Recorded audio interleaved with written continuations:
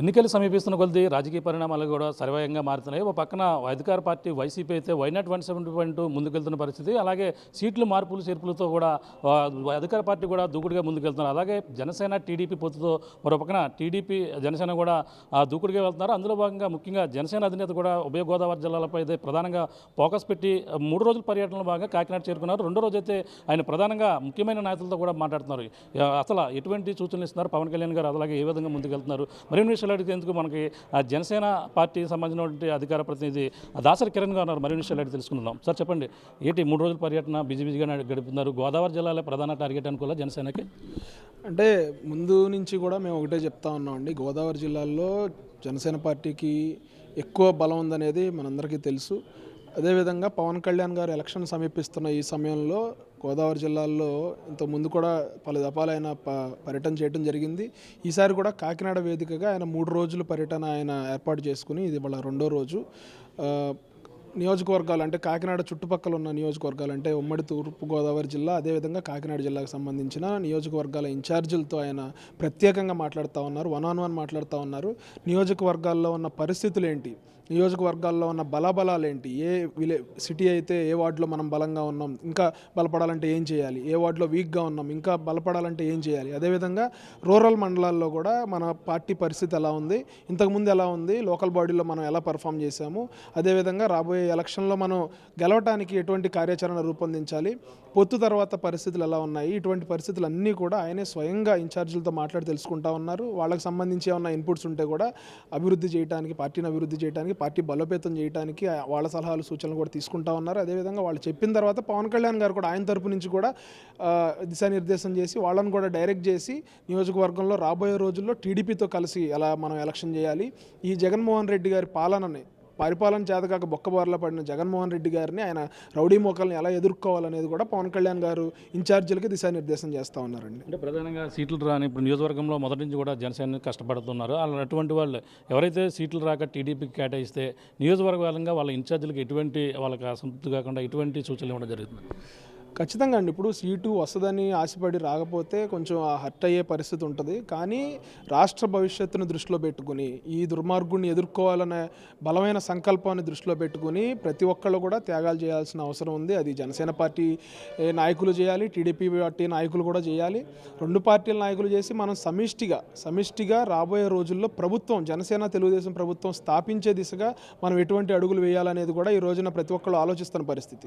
ఇది కేవలం ఒక పదవి కోసం, ఒక ఎమ్మెల్యే పదవి కోసం, ఒక మంత్రి పదవి కోసమో కాదు ఈ ఎలక్షన్ అనేది రాష్ట్ర భవిష్యత్తు కోసం, రాష్ట్ర ప్రజల భవిష్యత్తు కోసం, రాబోయే తరాల కోసం ఈ ఎలక్షన్ జరగబోతా ఉంది. కాబట్టి ప్రతి ఒక్కళ్ళు సీటు వచ్చిన వాళ్ళు బలంగా పనిచేయాలి, సీటు రాని వాళ్ళు కూడా ఇంకా బలంగా పనిచేసి మనం ఆ సీటుని గెలిపించుకోవాలి. తద్వారా ఈ దుష్ట ప్రభుత్వాన్ని దించేసి రాబోయే రోజుల్లో మన పిల్లల కోసం ఏదైతే మనం బలమైన భవిష్యత్తుని ఇవ్వడానికి పవన్ కళ్యాణ్ గారు కృషి చేస్తూ ఉన్నారు. కాబట్టి దానికి సపోర్ట్గా మనం అందరం ఉండాలనే మేమందరం కోరుకుంటా ఉన్నాం. ఎందుకంటే పదవుల కోసం పెట్టిన పార్టీ కాదు. ఈ రోజున రాష్ట్ర ప్రజలు అల్లాడిపోతూ ఉన్నారు. కాబట్టి ప్రతి ఒక్కళ్ళు దాన్ని దృష్టిలో పెట్టుకుని జగన్మోహన్ రెడ్డి గారిని గద్దె దింపడమే లక్ష్యంగా మనందరం కూడా కలిసి పనిచేయాలని చెప్పి ఈ సందర్భంగా కేడర్ మొత్తానికి పిలుపునిస్తూ ఉన్నాం. అంటే సింగిల్గా వస్తున్నాం, వైనాట్ 175 అంటున్నారు. అలాగే మాకు భయపడి వాళ్ళంతా కూడా పొత్తులతో వస్తున్నారు, అలాగే జనసేన టీడీపీ గెలిపని చెప్పేసి అంటున్నారు. దాన్ని ఎలా చూడాలి? ఒకటండి, ఈ రోజున పొత్తు అనౌన్స్ అయిన దగ్గర నుంచి నిద్ర పట్టక గిలగల కొట్టేసుకుంటుంది ముఖ్యమంత్రి జగన్మోహన్ రెడ్డి గారు. రాత్రిపూట కలలో కూడా ఆయన పవన్ కళ్యాణ్ గారి పేరు జపిస్తున్న పరిస్థితి. పొత్తు అనౌన్స్ చేసిన దగ్గర నుంచి తన ఓటమి కన్ఫర్మ్ అయిపోయిందని చెప్పి ఎక్కడికి వెళితే అక్కడ పిల్లలు ఉన్నారని లేదు, పెద్దవాళ్ళని లేదు, వృద్ధులు ఉన్నారని లేదు, ఎవరి ముందుకెళ్ళినా కూడా ఒకటే పాట పాడుతూ ఉన్నాడు, పవన్ కళ్యాణ్ అని. ఈ సందర్భంగా జగన్మోహన్ రెడ్డి గారి పైశాచిక మనస్తత్వం ఏదైతే ఉందో, ఆయన గతంలో చూసాం మనం. వాళ్ళ బాబాయ్ని చనిపోయినప్పుడు కానీ, వాళ్ళ తండ్రి గారు చనిపోయినప్పుడు కానీ, వాళ్ళ తల్లి గారు వాళ్ళ సోదరి బయటికి గెంటేసినప్పుడు కానీ ఎక్కడా కూడా కొంచెం కూడా ఒక మనిషికి ఏదైతే మానవత్వ దృక్పథం ఉంటుందో అది లేకుండా పవన్ కళ్యాణ్ గారిని వ్యక్తిగత విమర్శలు చేసి, అంటే ఏం చెప్తాడంటే ఈ ముఖ్యమంత్రి, నేను ఎవరికి భయపడను, వైనాట్ 175 అంటాడు. ఇక్కడికి వచ్చేసి ఏదో పిల్లల ముందు సభలకు వచ్చేసి పవన్ కళ్యాణ్ గారి వ్యక్తిగత జీవితం గురించి మాట్లాడుతూ ఉంటాడు. ఈ సందర్భంగా పొత్తు గురించి భయపడి మతి భ్రమించి పిచ్చి పిచ్చి వాగుతున్న జగన్మోహన్ రెడ్డి గారికి రాబోయే రోజుల్లో 175 కాదు కనీసం ఒక 15-20 సీట్లు వస్తే గొప్ప అని ఈ సందర్భంగా మేము చెప్తా ఉన్నాం. ముఖ్యంగా ఎంతో మొదటి నుంచి కూడా కాపు నేతగా ఒక సీఎంగా చూడాలని పవన్ కళ్యాణ్ చెప్పేసి ఎంతోమంది కలలు కన్నారు. ఆ కళల్ని చెరిపేసే విధంగా వాళ్ళతో టీడీపీతో కలవడం అనేది ప్రధానంగా ఉంటుంది. అలాగే చంద్రబాబుని సీఎం చేయడానికి, లోకేష్ని సీఎం చేయడానికి పవన్ కళ్యాణ్ ఉన్నాడంటూ వైసీపీ వాళ్ళు కామెంట్ చేస్తున్న పరిస్థితి, దాన్ని ఎలా చూడండి? సార్, నేను ఒకటే అడుగుతా ఉన్నా వైఎస్ జగన్మోహన్ రెడ్డి గారిని, వైసీపీ వాళ్ళని, నిజంగా కాపుల మీద అంత ప్రేమ ఉంటే జగన్మోహన్ రెడ్డి గారిని దీపోయి ఒక కాపు అభ్యర్థిని సీఎంగా పెట్టమనండి చేతనైతే. కాపుల మీద దొంగ ప్రేమలు చూపించి కాపుల్ని నట్టేట ముంచి గోదావరి జిల్లాలోకి వచ్చి నేను రిజర్వేషన్ ఇవ్వను, మీకు దిక్కున్న చోట చెప్పుకోండి అని చెప్పింది ఎవరండి? జగన్మోహన్ రెడ్డి కాదా? ఈ రోజున కేవలం పవన్ కళ్యాణ్ గారిని విమర్శించడానికి పవన్ కళ్యాణ్ గారు ఏ సామాజిక వర్గంలో అయితే పుట్టారో ఆ కాపు సామాజిక వర్గానికి చెందిన ఎమ్మెల్యేలని బలిపశువులను చేసి వాళ్ళతో 4.5 సంవత్సరాలుగా తిట్టించి పవన్ కళ్యాణ్ గారిని ఈ రోజున వాళ్ళందరినీ నడు రోడ్డు మీదకి లాక్కొచ్చి సీటు కూడా ఇవ్వకుండా దిక్కుతోచని స్థితిలో తీసుకొచ్చింది జగన్మోహన్ రెడ్డి గారు కాదా? పవన్ కళ్యాణ్ గారు ఒక కులానికి సంబంధించిన వ్యక్తి కాదు, ఒక మతానికి సంబంధించిన వ్యక్తి కాదు. అన్ని కులాలని, అన్ని మతాలని సమానంగా చూసే వ్యక్తి. ఈ రోజున జగన్మోహన్ రెడ్డి గారు కానీ, వైఎస్ఆర్సీపీ కానీ ఖచ్చితంగా 5 సంవత్సరాల్లో 10,000 కోట్లు ఏదైతే కాపు కార్పొరేషన్కి ఇస్తానని చెప్పి మాటిచ్చి మడం తిప్పాడో దమ్ముంటే దానికి సమాధానం చెప్పాలి. అంతేగాని కాపులు మోసం చేశారు ఇలాంటి పిచ్చి పిచ్చి వాగితే రాబోయే రోజుల్లో గోదావరి జిల్లాల్లో ఒక్క సీటు కూడా రాకుండా జగన్మోహన్ రెడ్డికి బుద్ధి చెప్పడానికి కాపులంతా సిద్ధంగా ఉన్నారు.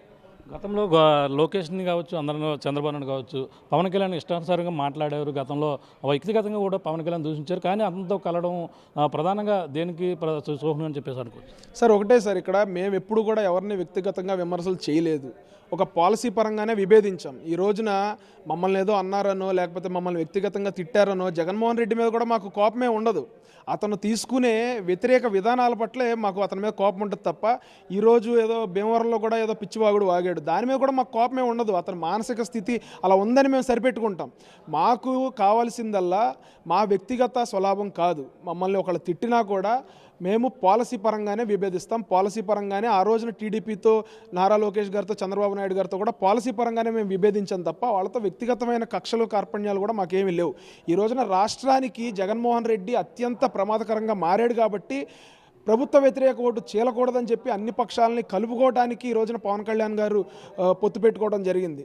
కాబట్టి నేను ఒకటే చెప్తా ఉన్నా, వ్యక్తిగత విమర్శలను పక్కన పెట్టి వ్యక్తిగత విమర్శలు ఏమైనా ఉంటాయి తర్వాత చూసుకుందాం. ముందు రాష్ట్రం ఇబ్బందుల్లో ఉంది, రాష్ట్రం అగమ్యగోచరంగా తయారైంది, ప్రజల పరిస్థితి అత్యంత దుర్భరంగా ఉంది. కాబట్టి దాన్ని చక్కదిద్దే విధంగా, దాన్ని చక్కబెట్టే విధంగా మనం అడుగులు వేస్తే బాగుంటుంది. కానీ ఇలా వ్యక్తిగత విమర్శల గురించి దాని గురించి పట్టించుకోవాల్సిన అవసరం లేదండి. అంటే పవన్ కళ్యాణ్ కూడా గోదావరి జిల్లాలో కూడా పోటీ చేస్తారని ఒక టాక్ కూడా వినపడుతుంది. అందులో ముఖ్యంగా కాకినాడ జిల్లాలోనే ప్రధానంగా చేసే అవకాశం ఉందని కూడా చెప్తున్నారు.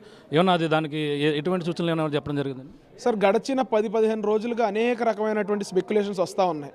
పవన్ కళ్యాణ్ గారు మంగళగిరిలో పోటీ చేస్తారు, పవన్ కళ్యాణ్ గారు భీమవరంలో పోటీ చేస్తారు, పవన్ కళ్యాణ్ గారు కాకినాడలో పోటీ చేస్తారు, పిఠాపురంలో పోటీ చేస్తారు, లేదంటే గాజువాకలో పోటీ చేస్తారని చెప్పి దాదాపు 10-15 చోట్ల ఆయనకి సీటు ఖరారు చేసేసారు ఈ వైఎస్ఆర్సీపీ నాయకులు, ఈ పెయిడ్ ఆర్టిస్టులు, ఈ పెయిడ్ బ్యాచ్ అంతా. నేను ఒకటే చెప్తా ఉన్నా, పవన్ కళ్యాణ్ గారు ఎక్కడి నుంచి పోటీ చేసినా కూడా అత్యధిక మెజారిటీతో గెలిపించుకోవడానికి ఈ రోజున రాష్ట్ర ప్రజలు సిద్ధంగా ఉన్నారు. ఆయన ఎక్కడి నుంచి పోటీ చేస్తారనేది మా పార్టీ అధిష్టానం ఖచ్చితంగా రాబోయే రోజుల్లో అందరికీ తెలియజేస్తూ ఉంటుంది. ఈలోపు అనవసరమైన స్పెక్యులేషన్స్కి నమ్మి కన్ఫ్యూజ్ అవ్వద్దని అయితే నేను అందరికీ విజ్ఞప్తి చేస్తా ఉన్నా. Thank you. చూస్తున్నాం ఇది పరిస్థితి. ఏదన్నా ఇప్పుడున్న అధికార పార్టీని అయితే గద్దె దించే భయంగా మొత్తం కూడా సూచనలు సలహాలు కూడా ఇవ్వడం జరుగుతుంది. 3 రోజుల పర్యటన కూడా చాలా గోదావరి జిల్లాలో టార్గెట్ ప్లానింగ్గా ఇప్పుడు ఏదైతే జనసేనకు బలంగా ఉన్నటువంటి గోదావరి జిల్లాలో ముఖ్యంగా ఇన్ఛార్జీలను కూడా సమావేశం అవుతున్నారు. విడిగా సమావేశం అవడం కాకుండా పలు సూచనలు కూడా ఇస్తున్నారు. ఏదేమైనా ఇప్పుడు ఉన్నటువంటి వైఎస్ జగన్మోహన్ రెడ్డి పాలన అంతమొందించే ధ్యేయంగా ముందుకెళ్లేందుకు, అలాగే వైనాట్ 175 ఏదైతే అంటున్నారో దానికి కనీసం సింగిల్ డిజిట్ కూడా రాదంటూ ప్రధానంగా చెప్తున్న పరిస్థితి అయితే ప్రధానంగా ఉన్నది. ఏదేమైనా ఈ గోదావరి జిల్లాలో జరుగుతున్నటువంటి ఈ 3 రోజుల సమావేశాలకు చాలా కీలకం కాబోతున్నాయి. ప్రధానంగా జనసేన అభ్యర్థి పవన్ కళ్యాణ్ ఎక్కడ పోటీ చేసినా సరే ముఖ్యంగా అత్యధిక మెజారిటీతో గెలిపి తీరుతామని చెప్పేసి ప్రధానంగా జనసేన సంబంధించినటువంటి అధికార ప్రతినిధి ఎవరో దాసరి కిరణ్ గారు చెప్తున్న పరిస్థితి ప్రధానంగా కనబడుతుంది. కెమెరామెన్ రాముతో ప్రకాష్, RTV కాకినాడ నుంచి. మరిన్ని వీడియోస్ కోసం ఛానల్ ని సబ్స్క్రైబ్ చేయండి, లేటెస్ట్ అప్డేట్స్ కోసం వాట్సాప్ ఛానల్ ని ఫాలో చేయండి అండ్ లింక్ డిస్క్రిప్షన్ లో ఉంది.